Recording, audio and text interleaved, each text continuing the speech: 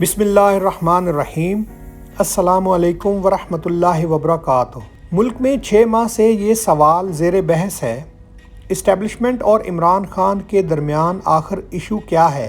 میں نے یہ سوال 4 ماہ میں ملک کی مختلف مقتدر شخصیات کے سامنے رکھا اور ان کے جوابات سے ایک تصویر بنائی، اور میں آج وہ تصویر آپ کے سامنے رکھنا چاہتا ہوں۔ یہ تصویر 100% درست ہے یا پھر جزوی طور پر؟ یہ فیصلہ صرف اللہ تعالیٰ ہی کر سکتا ہے، اور میں یہ فیصلہ اسی پر چھوڑتا ہوں۔ تاہم وہ سیاسی حقائق جو میرے نوٹس میں آئے، وہ میں جوں کہ توں آپ کے سامنے رکھ رہا ہوں۔ عمران خان کو اسٹیبلشمنٹ سے 4 شکوے ہیں۔ ان کا پہلا شکوہ 2018 کے الیکشن ہیں۔ یہ سمجھتے ہیں ہمیں 2018 میں 2/3 اکثریت مل رہی تھی، لیکن ہماری سیٹیں جان بوجھ کر کم کی گئیں تاکہ سندھ میں آصف علی زرداری، پنجاب میں نون لیگ اور وفاق میں ہمیں کمزور رکھا جا سکے۔ چنانچہ میں کمزور مینڈیٹ کی وجہ سے کھل کر فیصلے نہیں کر سکا۔ دوسرا شکوہ تھا میں نمائشی وزیراعظم تھا، فیصلے کوئی اور کہیں اور سے کرتا تھا، اور ان فیصلوں کی بدنامی میری جھولی میں ڈال دی جاتی تھی۔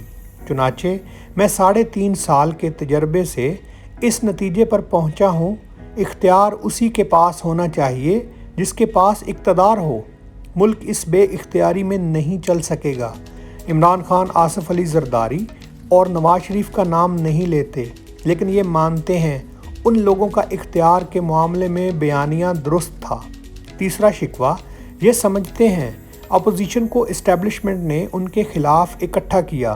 بفرض محال یہ لوگ اگر خود اکٹھے ہوئے تھے تو بھی اسٹیبلشمنٹ کو میری حکومت بچانی چاہیے تھی، لیکن یہ عین وقت پر نیوٹرل ہو گئے اور یوں ملک کا بیڑا غرق ہو گیا۔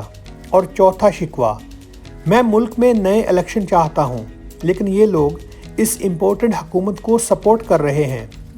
یہ عمران خان کے بنیادی شکوے ہیں، لیکن دوسرے فریقین کا موقف یکسر مختلف ہے۔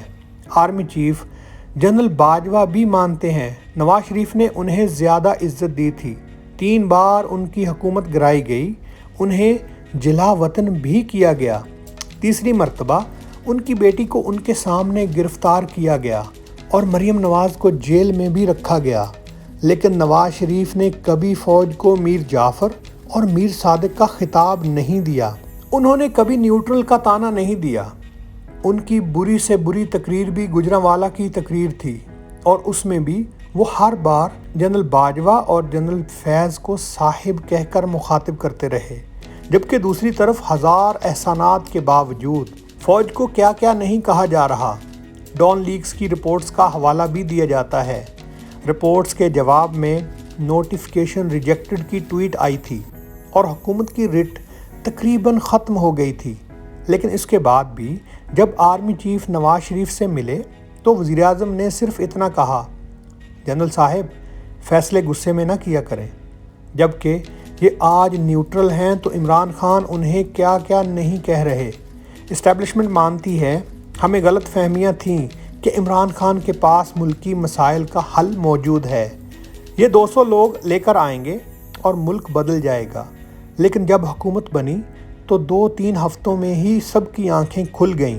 مجھے ایک صاحب نے بتایا، حکومت کے شروع کے دنوں میں ہم وزیر اعظم آفس گئے تو ہم نے وہاں ایک نازک اندام نوجوان کو دیکھا، اس کے بالوں میں جیل لگا ہوا تھا، ہونٹوں پر چپسٹک تھی اور چہرے پر میک اپ تھا۔ وہ وزیر اعظم کے کمرے میں جاتا تھا اور باہر نکلتا تھا۔ ہم نے سٹاف سے پوچھا یہ کون ہے؟ ہمیں بتایا گیا یہ زلفی بخاری ہیں، اور ہمارے ایک کولیگ کے منہ سے حیرت سے نکل گیا، اف یہ زلفی بخاری ہے۔ کابینہ کے پہلے اجلاس میں وزیر اعظم نے تمام معاونین خصوصی اپنے سامنے بٹھا لیے اور وفاقی وزراء کو ویڈیو کال پر لے لیا۔ وزراء دوسرے کمرے میں بیٹھے ہوئے تھے، وہ برا مان گئے اور انہوں نے اٹھنا شروع کر دیا۔ چیف نے وزیر اعظم کو سمجھایا، سر آپ اپنے ساتھیوں کو عزت دیں، یہ ڈیکورم کے خلاف ہے، لیکن وزیر اعظم نے اس کے باوجود معاونین خصوصی کو اہمیت دی اور یہ وزراء کو فاصلے پر رکھتے رہے۔ اسٹیبلشمنٹ کو نیشنل سیکیورٹی کمیٹی کے اجلاسوں میں شیریں مجاری، की मौजूदगी पर भी एतराज़ होता था। उनका कहना था इनका पोर्टफोलियो ह्यूमन राइट्स है, ये किसी भी तरह इस कमेटी में फ़िट नहीं होती, लेकिन उन्हें अजलास में भी बिठाया जाता था और ये लंबी तकरीर भी झाड़ देती थी। सऊदी अरब और अमेरिका के साथ सफारती ताल्लुकात की खराबी में भी शीरी मजारी की ट्वीट्स का बहुत हाथ होता था। उन्होंने अमेरिकी नायब सदर कमला हैरिस के बारे में भी ट्वीट कर दी थी और ये बात अज़ां गलत साबित हो गई। वज़ीर आज़म ने हमारी मौजूदगी में उनसे पूछा तो उनका जवाब था, वज़ीर आज़म साहब छोड़ें, ट्वीट्स होती रहती हैं। वज़ीर आज़म का दावा था, मैं 22 साल से सियासत कर रहा हूँ। उन्हें एक दिन जवाब दिया गया, सर हम 70 साल से सियासत कर रहे हैं, लिहाजा हम आपके तजर्बे की बुनियाद पर आपको बता रहे हैं, पार्टी और मुल्क इस तरह नहीं चल सकते। वज़ीर आज़म ने एक दिन बिग गिंग्स को बुलाकर कहा, आप अगर अपोजिशन के 20 लोगों को उठा लें तो ये सारे मसले हल हो जाएंगे। जवाब दिया गया, सर हम उन्हें कैसे उठा सकते हैं, हमारे पास कोई इख्तियार नहीं। वज़ीर आज़म ने कहा, जनरल परवेज़ मुशर्रफ ने भी तो उन्हें उठाकर जेलों में फेंक दिया था। जवाब दिया गया, सर वो मार्शल एडमिनिस्ट्रेटर थे, जबकि मुल्क में इस वक्त जमहूरियत है, हम लीडर्स को कैसे उठा सकते हैं। वज़ीर आज़म का हुक्म था, आप बस उठा लें।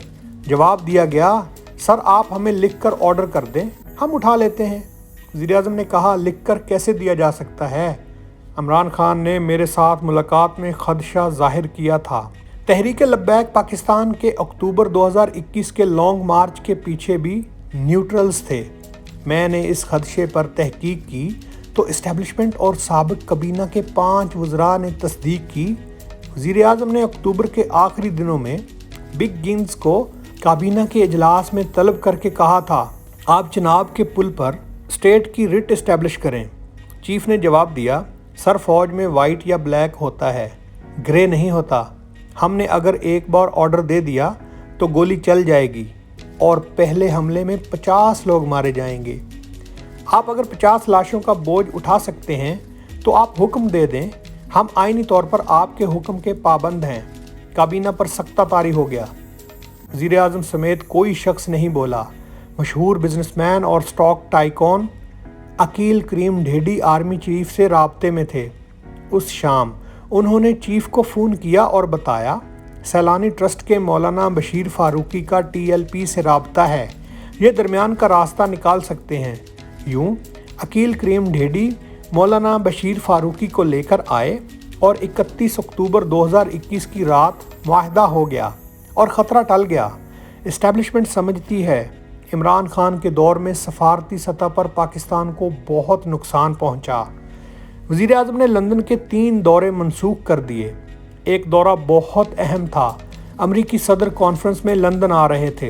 इमरान खान की शिरकत के लिए रियासत ने बहुत काम किया था, लेकिन वज़ीर आज़म ने एक दिन कबल ये दौरा भी मनसूख कर दिया। वज़ीर आज़म के स्टाफ का कहना था, वज़ीर आज़म के साहिबजादे लंदन में रहते हैं, ये उनसे मिलने अपनी साबिका अहलिया के घर नहीं जाना चाहते, लिहाजा ये हर बार दौरा मनसूख कर देते हैं। इसी तरह वज़ीर आज़म ने तुर्क सदर तैयब अर्दगान को सऊदी वली अहद के बारे में कह दिया और अर्दवान ने ये बात वली अहद को बता दी और यूँ पाकिस्तान और सऊदी अरब के ताल्लुकात इंतहाई ख़राब हो गए।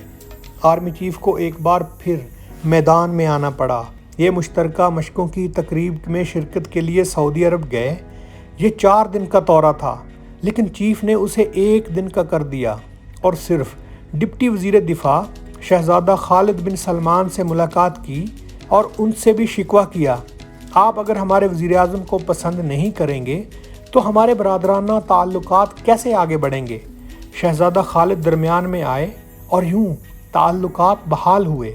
वज़ीर आज़म को दौरे के लिए सऊदी अरब बुलाया गया, लेकिन इस बार खातून अव्वल की साबिका फैमिली भी साथ थी और स्टाफ का ज़्यादातर वक्त वज़ीर आज़म की एंट्री से कबल ख़ावर मानिका को होटल से निकालने में सर्फ हो जाता था।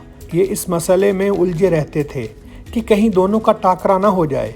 ये शिकवा भी है, हुकूमत मीडिया मालकान को भी ब्लैकमेल करना चाहती थी। एक बार अफ़गान इशू पर ब्रीफिंग के लिए वज़ीर आज़म हाउस बुलाया गया। कराची से PTI के सेनेटर ने चीफ के अहम तरीन साथी से वक्त लिया और कहा, मेरी बॉस से बात हो गई है, हम आप और मैं इस्लामाबाद के किसी सेफ हाउस में बैठेंगे। मीडिया मालकान को बारी बारी बुलाएंगे, हम उनको उनके वीडियोस को और करतूत दिखाएंगे और मैं फिर उनसे पूछूंगा तुम्हारे पास अब क्या ऑप्शन है, और ये हमारे साथ चलने पर मजबूर हो जाएंगे। सुनने वाले देर तक हैरत से सेनेटर की तरफ देखते रहे और फिर पूछा, क्या आप जानते हैं आप क्या कह रहे हैं और किसको कह रहे हैं, और मुझे ज़रा ये भी बताएं ये रिकॉर्डिंग्स किसने की हैं। शुक्रिया दोस्तों, वीडियो अच्छी लगी तो लाइक करें, हमारे चैनल को सब्सक्राइब करें। अस्सलामु अलैकुम वरहमतुल्लाहि वबरकातुहू।